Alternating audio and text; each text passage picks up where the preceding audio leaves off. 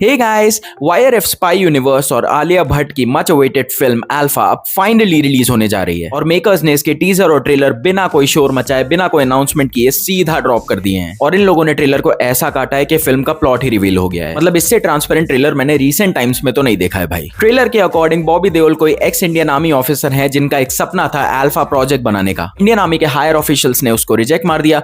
अब बात आ गई भाई की ईगो पे, और अब वो अल्फा प्रोजेक्ट को तैयार करके इंडिया के ही खिलाफ यूज करके अपने ही देश को हार्म करेगा just to prove a point कि उसका प्रोजेक्ट रिजेक्ट नहीं करना चाहिए था। अब भाई ने किसी इंडियन आर्मी ऑफिशियल की बेटी उठाई, उसको इंडिया के खिलाफ लड़ने के लिए तैयार किया। जब वो बड़ी हुई तो उसको सच्चाई का पता चला और अब वो अपने इंडिया को बचाने के लिए उस राक्षस के अगेंस्ट खड़ी हो गई है। अगर यही प्लॉट हुआ तो भाई मूवी सिर्फ एक रीजन की वजह से देखी जा सकती है कि अल्फा प्रोजेक्ट आखिर है क्या। बॉबी देओल की पर्सनालिटी अच्छी लग रही है, नो डाउट। और भाई ये ना बोलना कि एनिमल के बाद उनको हर फिल्म में विलन ही मिल रहा है एंड ऑल। बंदर देखने गए थे? नहीं ना, अब झेलो यही सब। Apart from that Bobby Deol का हरियाणवी एक्सेंट बहुत ट्रोल किया जा रहा है। गाइस, अल्फा को एक ओरिजिन स्टोरी बता के मार्केट किया जा रहा है। मतलब अल्फा का बॉक्स ऑफिस कलेक्शन ये डिसाइड करेगा कि वाईआरएफ स्पाई यूनिवर्स का आगे होगा क्या। वैसे इसका बस कुछ खास नहीं है टू बी ऑनेस्ट। वॉर 2 के डिजास्टर होने के बाद स्पाई यूनिवर्स के सितारे गर्दिश में जा ही चुके हैं। वैसे ही होना ही था। टाइगर 3 से इस यूनिवर्स का फ्यूचर शेडी लग रहा है। बली का बकरा वॉर 2 बनी है बस। और अब धुरंधर के आने के बाद स्पाई और एस्पियोनाज जॉनरा में कुछ भी मीडियोक्रिटी झेली नहीं जाएगी। और अगर आप लोग भूल गए हैं तो आपको याद दिला दूं कि ये फिल्म लास्ट ईयर धुरंधर पार्ट 1 के साथ क्लैश करने वाली थी। फिर इसके कुछ सीन्स रीशूट किए गए, प्लॉट चेंज किया गया और करते करते ये फिल्म इतनी डिले हो चुकी है। वॉर 2 में अनिल कपूर जो आशुतोष राणा के बाद अब नए रॉ के हेड बने हैं,